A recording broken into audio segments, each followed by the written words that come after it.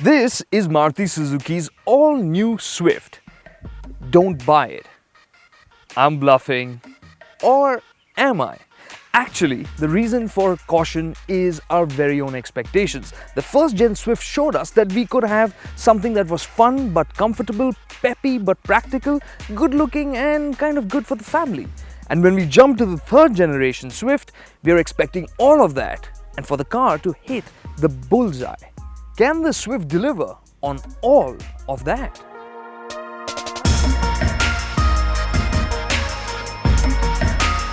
We have to get a few key questions answered. Would the Swift make for a better family car? What if it was the only one for the family? Does it feel more modern and with it on the inside? Are there any deal breakers that you should know about? And yeah, of course, is this fun to drive? Is it as much fun as the first gen or kind of watered down like the second gen?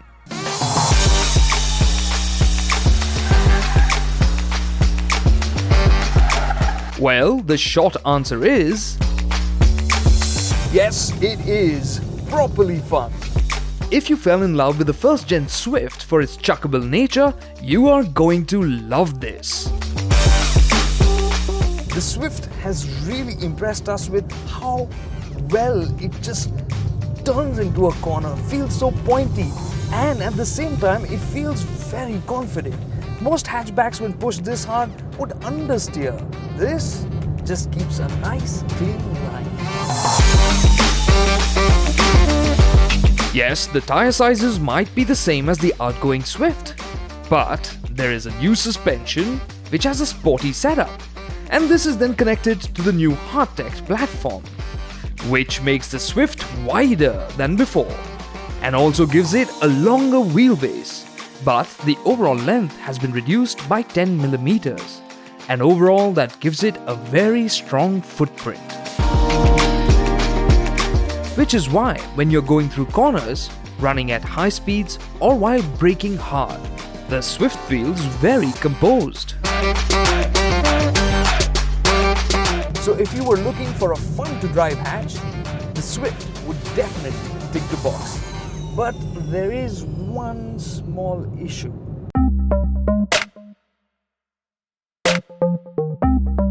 To make the Swift light and easy to steer in the city, the steering weight has been tweaked. The dampener is the steering. When you start turning in, there really isn't much feel from it. So it leaves you guessing. But once you learn to trust the chassis, you can look past that and just commit to corners. Since we are on this topic, what about performance? This might be a bit of a downer for some people, but the Swift carries forward the tried and tested 1.3-litre diesel engine and the 1.2-litre petrol engine. Both of these are the familiar 4-cylinder engines and there is no increase in power or torque here. Maruti claims that the new Swifts are about 10% faster from 0 to 100. We can't verify those claims right now, but that won't make sense because the new car is about 80 kilograms lighter than the outgoing car. The performance from this petrol engine isn't scintillating, but we know that when you rev this engine, you can have a lot of fun with it. The best part though is that you get that peppiness without compromising on the responsiveness required for everyday driving. What helps its case is the automated manual transmission, which is also offered in the Ignis and Desire, but it has its own character here in the Swift. Now the way the AMD is configured is different from the Ignis and the Desire. It actually sits in between. The Ignis is very snappy and prompt, and the Desire is kind of laid back and meant to just cruise along. The balance that you get here is that you get smooth, almost imperceptible shifts most times, and at the same time, it can be fun when you put your foot down. If I had to make a wish for the Swift, it would be a sport mode for the AMT transmission, which would shift down more frequently, quickly when you lift it off your throttle or when you went on the brakes.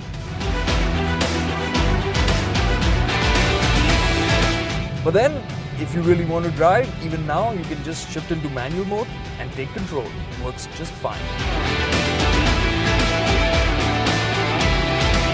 Smooth and snappy. There's no head nod here. So if you're looking for a good city commuter, this Swift petrol automatic would do the trick. Also, the claimed fuel efficiency is a solid 22 kilometers per litre.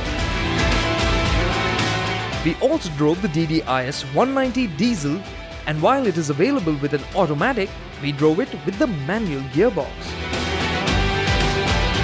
Now with the diesel, it seems like the engine feels a bit more muted now. Surely the new platform and more sound deadening helps over there. But it is altogether familiar with that solid rush of torque kicking in just under 2000 RPM. As before, you find that low-speed drivability is decent, not particularly peppy, but it can go through traffic easily. And at the same time, when you rev it up, you've got lots of punch on offer. Is it a more practical family car now? Yes, finally boot space has improved from 204 litres to 268, which means it's more than its chief rival. And well, you will be able to pack in a fair bit here, but keep in mind that you will have to pick up the bags a fair bit to get them in here. The geeky translation of that is the loading lip is high. There are benefits of this new platform on the inside too.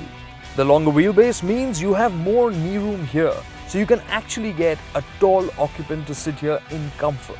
And that's not all. You also find that the cabin feels more airier because the glass area is bigger. But sitting 3 abreast for adults, well, make sure that's only for shorter distances. In the front, the upright A-pillars make the cabin feel big.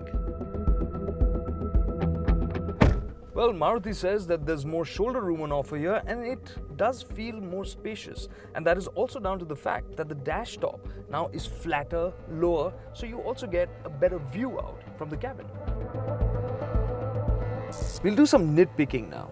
The passengers at the rear do not get aircon vents, and the bottle holder at the rear is small, and the one at the front is also quite tight.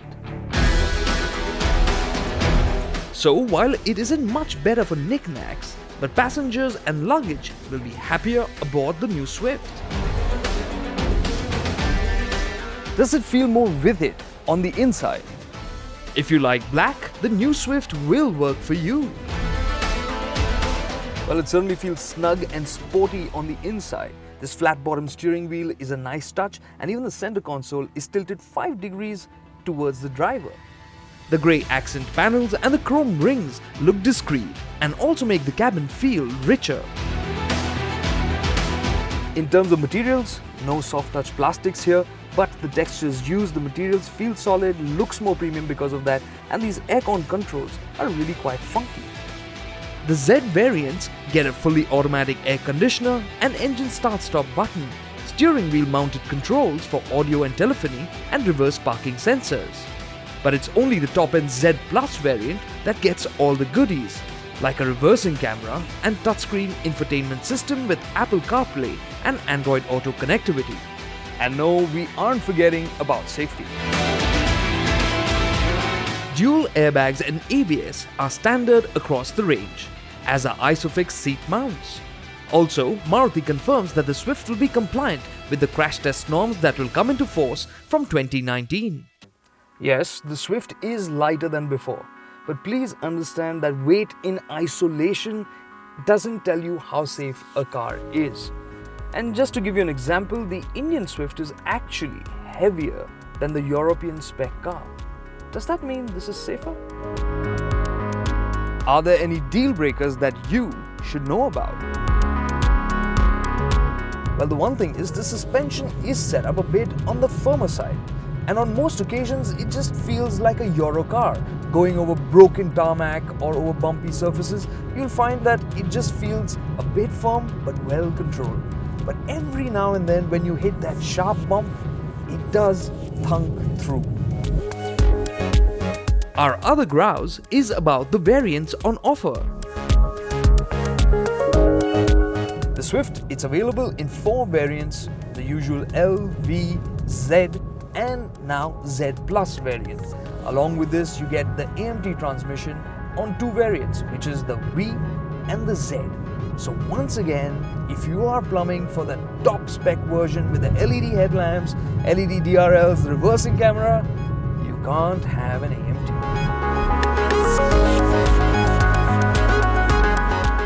Then there is this door handle. It's funky, but it's awkward. You have to lift your hand up high and it might sound like I'm whining, but imagine having your hands full with bags. Yeah, it's not going to be most convenient in that scenario.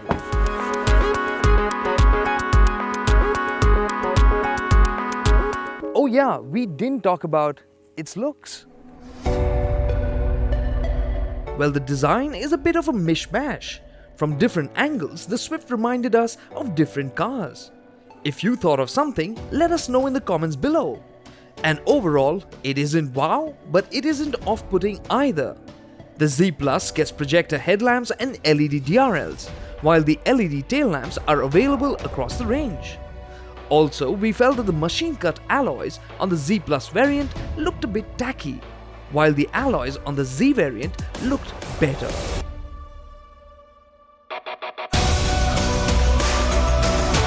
So does the Swift hit the bullseye on all fronts? We said it was going to be tough, and yes, it does miss out on a few fronts. The design, for instance, it is unique, but it doesn't quite tug at your heartstrings.